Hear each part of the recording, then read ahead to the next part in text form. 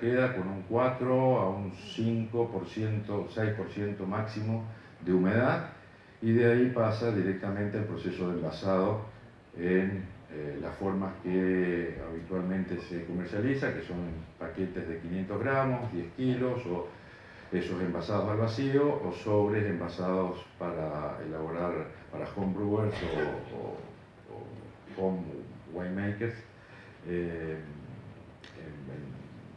en sobres de pequeña cantidad, de 11, de 5, de 10 gramos, envasados con gas inerte. Entonces, 25 a 30% de materia seca es lo que tiene una levadura en estado activo, y una vez que se seca tenemos 94-96% de materia seca. En la superficie de la cepa, de la célula, esto es una vista de microscopio electrónico donde se ve que está completamente arrugada, que está rugosa, como si fuese una guinda de rugby totalmente abollada, desinflada. Esa es la visión que tiene. Y justamente de lo que se trata esto es de que ese proceso perjudique lo menos posible la membrana de esta célula, para poder permitir básicamente la reincorporación del agua a la célula sin dañar los canales de comunicación entre el interior y el exterior, que es la actividad de la célula que nos interesa.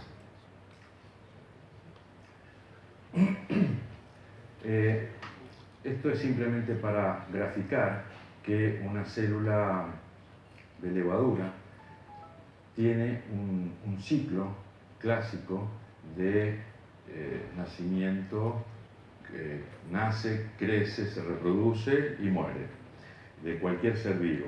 Este es el ciclo clásico de lo que es la etapa después de la citogénesis, que es cuando se escinde la célula madre en una célula hija.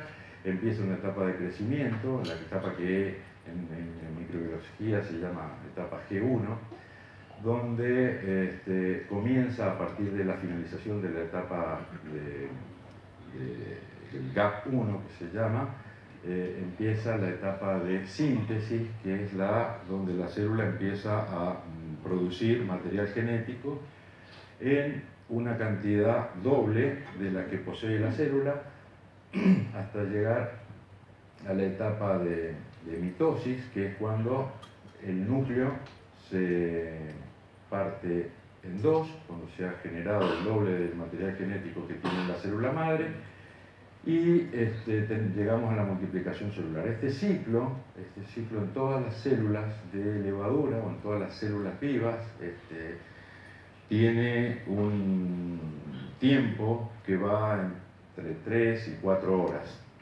entre que una célula madre se convierte en 2 células hijas, y así la multiplicación exponencial. Este ciclo es el que se ve afectado si nosotros no, como productores de un insumo seco, si nosotros realizamos mal el efecto de deshidratación del producto para después utilizarse. ¿Por qué? Porque modificamos la estructura de la membrana celular, que es fundamentalmente, como les comentaba, el elemento que nos va a permitir el intercambio entre el interior y el exterior. Este es un dibujo de la membrana celular y de la pared celular. La membrana celular es una composición fosfolipídica, con fosfolípidos entrelazados entre sí, dejando en el medio un espacio fluido, que necesariamente tiene que ser fluido, porque en ese espacio se ensartan las proteínas que van a actuar como transportadores de moléculas entre el exterior y el interior, y viceversa. Entonces, en la medida que nosotros dañemos la composición de esta membrana, vamos a dificultar la capacidad de introducir agua para que se recupere su vitalidad. Las las proteínas transportadoras, bueno, esto es para simbolizar el ingreso de moléculas de azúcares, monómeros, dímeros o moléculas de 3 átomos o 4 átomos, de 3 no átomos, sino azúcares. Entonces, el proceso de secado, como les comentaba, pasa de una superficie lisa a una superficie rugosa, plegada. Dentro de esta estructura, además de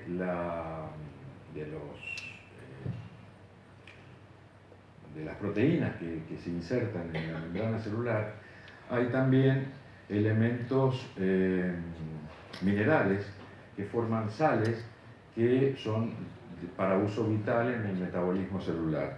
Cuando se produce la deshidratación, algunas de esas sales, en combinación con las proteínas de la membrana, si el secado no ha sido hecho bajo determinadas condiciones, empieza a formarse cristalizaciones que se las denominan endovesículas. Esas cristalizaciones se van ubicando en el interior y cercano a la célula, a la membrana celular, y son los elementos que posteriormente pueden llegar a interferir en la etapa de rehidratación. Por ejemplo, en este caso se grafica la membrana celular antes de la deshidratación. Durante el proceso se va produciendo un desordenamiento de la membrana celular y en algunos casos ese desorden lleva a la formación de porciones parcialmente cristalizadas o cristalizadas, dando lugar a las endovesículas.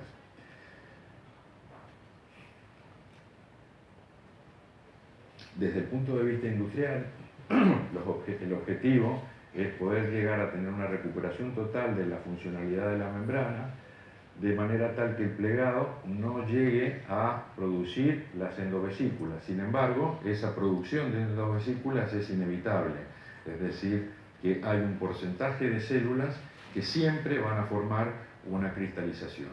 El objetivo industrialmente es que esa cristalización sea la menor posible, porque hay algunas células, y esto es propio de cada cepa, tienen mayor capacidad de producir este tipo de cristalizaciones que otras cepas. Y también propiedad de las distintas cepas, algunas tienen la capacidad de reabsorber ese cristal o redisolver ese cristal y que no tenga ningún efecto sobre la levadura viva. Por lo tanto, hay algunas cepas que de su estado de formación de endovesículas, una vez hidratadas, pasan a una célula viva y otro porcentaje pasa a célula muerta. El objetivo industrial obviamente es que este porcentaje sea lo mínimo posible, y también la cantidad de células muertas que se producen durante el mismo proceso de secado, sin necesidad de que después, inmediatamente el secado le produce la mortalidad.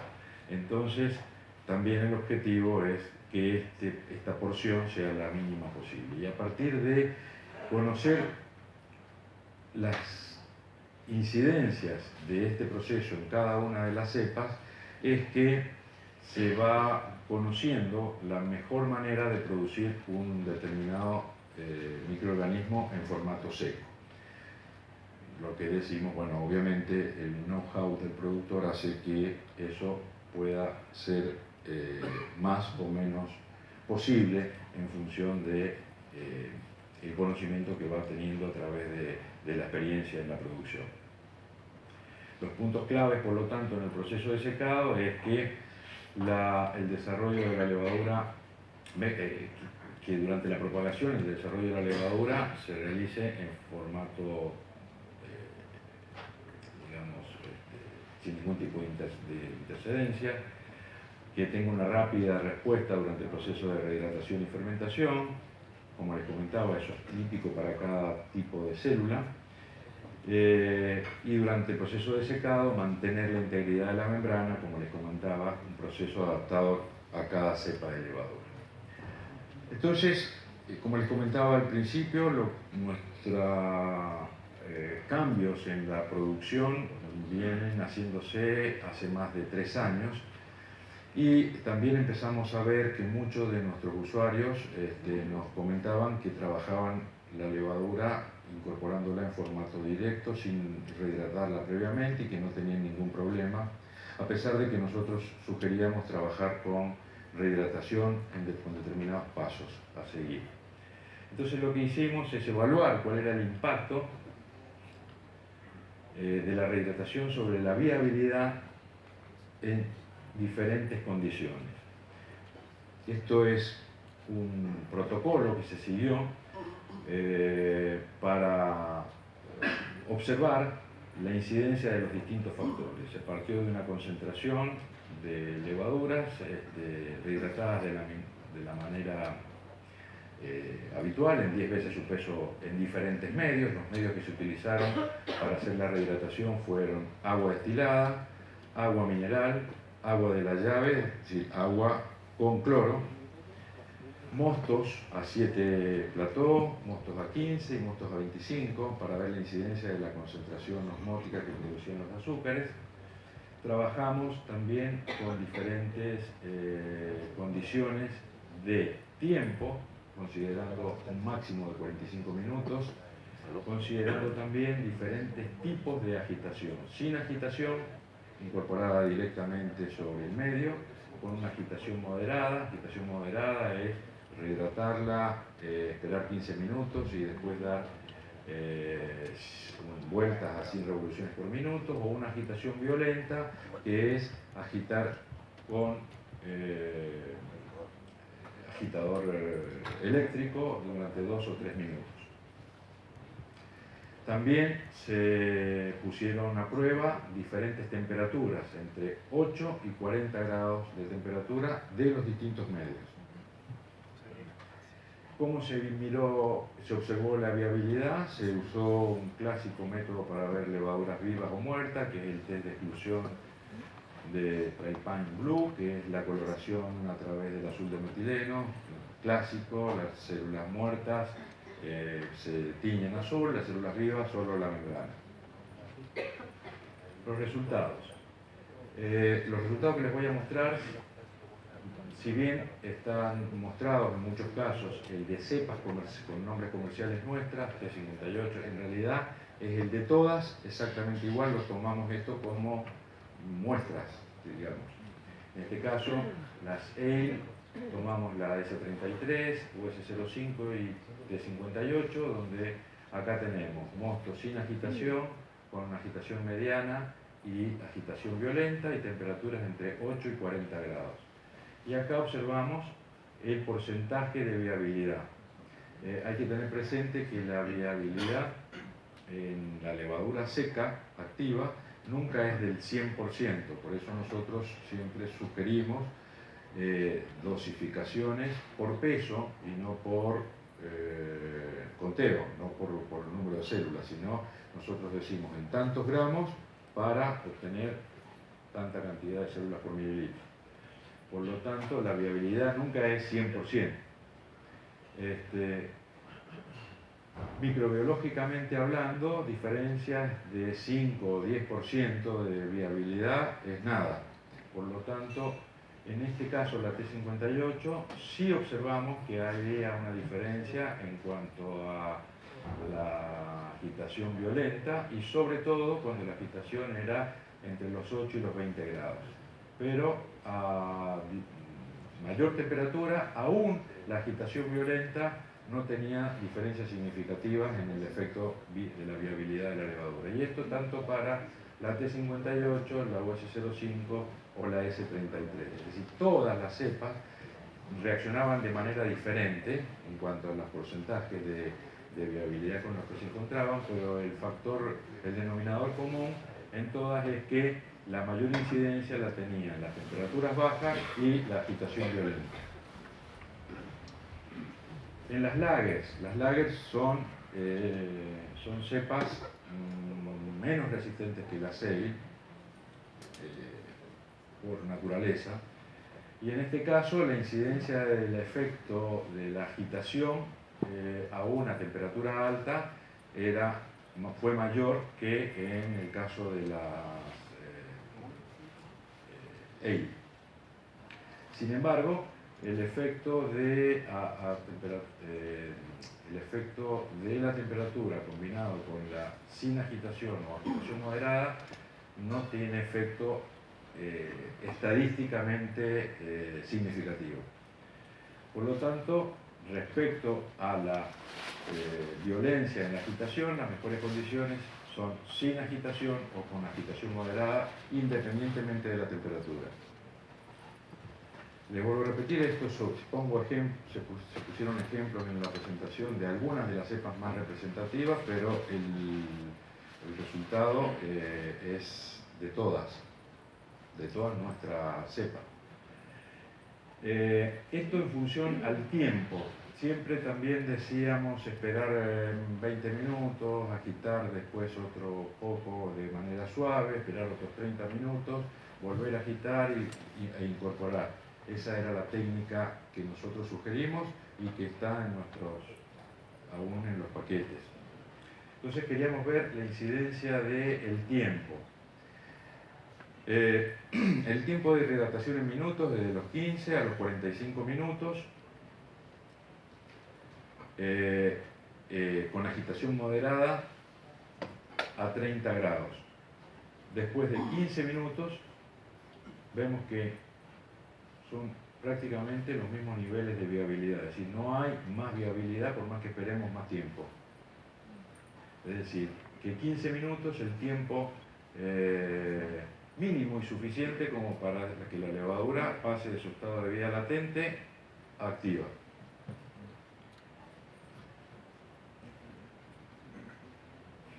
Esto es el tipo de agua, el agua destilada, agua mineral o agua de la llave con diferentes concentraciones de cloro. Las mismas cepas tomadas como ejemplo. La calidad del agua no influye significativamente tampoco en la viabilidad, a pesar de que también nosotros pensábamos que el cloro podía tener alguna incidencia negativa en la activación. Esto no significa que para cervecería se pueda utilizar, porque ahí el cloro sí va a tener una incidencia, pero no en la levadura, sino en las características sensoriales de los metabolitos que produzca la levadura. Pero esto es simplemente para demostrar que a la actividad celular no le influye el cloro. El cloro en concentraciones de agua potable. Viabilidad de ales y lagers en cuanto a la concentración del mosto. Comentaba al principio, 7 grados plató, 15, 25 y agua. Vemos que la incidencia, microbiológicamente hablando, de la concentración entre agua y mosto, y acá nos llamaba poderosamente la atención como la viabilidad de distintas cepas era mayor o la misma con algo de mosto o algo de azúcar en el medio que en agua pura. Lo que da por tierra también, y esto vuelvo a repetir, fueron ensayos repetidos muchas veces durante los últimos 3 años, la da por tierra con lo que nosotros sugeríamos hasta ahora, que era diluir el mosto o no trabajar o tener cuidado con el efecto de la presión osmótica que podía producir el azúcar. Sobre la vitalidad, en este caso el protocolo se trabajó también tomamos como ejemplo la OC05, 33 y T58, que son cepas de las más difundidas dentro de nuestra gama, y S23 y 3470 dentro de las lager. Acá se trabajaron en condiciones de rehidratación en agua, mostos a 15 plató, a 30 grados de temperatura con moderada agitación y inoculación directa. Las lager es exactamente igual, lo que varió fue el pitching rate de 50 a 100 en función de, bueno, de la necesidad de que las lagers tienen una menor actividad y por eso siempre se sugiere dosificar mayor concentración. Las temperaturas de trabajo fueron las típicas para lager, en este caso 14, y las típicas para ale, 20 grados. Además introdujo otra variable, que es otra de las dudas que siempre en el medio nos consultan, es decir, qué pasa con el tiempo de uso de la levadura cuando en el paquete dice consumir best before tal fecha. La levadura empaquetada en las condiciones y mantenida en las condiciones de conservación que sugerimos, que es mantenida a un máximo de 14 grados durante el momento desde que se envasa hasta un término de 3 años, garantizamos que la vitalidad y la viabilidad es exactamente la misma o no es significativamente importante desde el punto de vista microbiológico. Entonces lo que se hicieron es test de envejecimiento acelerado para tratar de simular las condiciones de envejecimiento natural. Y acá el protocolo que se siguió es la medición de la disminución del peso del medio en función de la disminución del contenido en azúcar y la producción de alcohol y carbónico.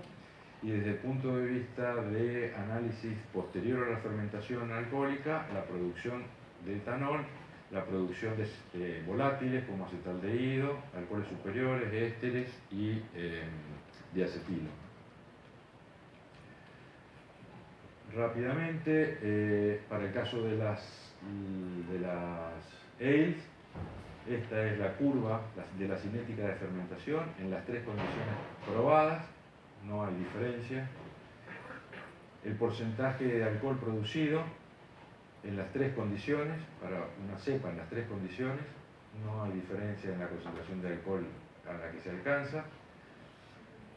La producción de volátiles, de acetilo, alcoholes superiores, ésteres, acetaldehídos. Las 3 condiciones, exactamente los mismos valores. Las ale, este es otro ejemplo, la T58 o la OS05, exactamente no observamos diferencias. En el test de envejecimiento, lo que se hizo aquí es las 3 condiciones de rehidratación directa en agua o a 15 grados, de la levadura nueva, de la levadura con 3 años mantenida después del test de envejecimiento. La curva no tiene modificación y los niveles de alcohol alcanzado exactamente los mismos. Bueno, lager es igual, CS23 igual, voy rápidamente, después si quieren estas filminas están disponibles. Conclusiones, ¿cuál es el impacto? El método de agitación es lo que mayor impacto puede llegar a tener sobre el proceso de rehidratación, siempre que la agitación sea vigorosa. Si la agitación es mediana, no tiene impacto. La temperatura no influye con una agitación moderada o sin agitación, es decir, se puede rehidratar la levadura y obtener los resultados deseados si lo hacemos a 7 u 8 grados como si lo hacemos a 35 o 40 máximo. Lo que sí hay que tener en cuenta es que el salto entre el inóculo rehidratado y el mosto a inocular no sea más de 5 grados porque ahí sí hay un shock térmico. Pero la temperatura de rehidratación no tiene incidencia. No hay el tipo de medio no impacta ningún medio, agua de la llave, agua destilada, a su concentración azucarina hasta los 250 gramos de azúcar, no tiene impacto. El tiempo, a partir de los 15 minutos de puesta en el medio a rehidratar, la levadura ya está lista para comenzar a trabajar. Y respecto a la cinética, no hay diferencia ni tampoco en la producción de derivados como etanol o los grados o los compuestos volátiles. Por lo tanto, nuestra sugerencia de trabajo a partir de ahora es bajo un concepto que le llamamos easy to use, que es la posibilidad, o vuelvo a repetir, ya hace tiempo que muchos lo vienen utilizando, pero no tenía, digamos, nuestro reconocimiento o nuestro aval para garantizar que iba a tener los mismos resultados. Por lo tanto, nuestra sugerencia es trabajo con siembra directa, sin ningún tipo de preámbulo previo, de tal manera de representar eso una serie de ahorros en cuanto a tiempos, en cuanto a seguridad de riesgos de contaminación, en cuanto a la eliminación de algunos elementos que hasta ahora eran necesarios, como algunos pequeños estanques para tener higiénicamente limpios, para hacer la rehidratación, calentar el agua, después enfriarla. Eso ya no es necesario. Eso no significa que si se sigue haciendo bajo el sistema tradicional, lo mismo la levadura va a reactivarse perfectamente. Bueno, repasar los beneficios de usar levadura seca activa. Bueno, todo esto se hizo durante los últimos 3 años en nuestro departamento de investigación y con un instituto que se llama Instituto Maurice de Investigación y Desarrollo en Francia, que es quien da también el aval a toda la experimentación mostrada. Toda esta, más el informe completo de todas las cepas, está disponible para quien lo quisiera tener, es simplemente solicitarlo. Nada más, muchas gracias y cualquier duda.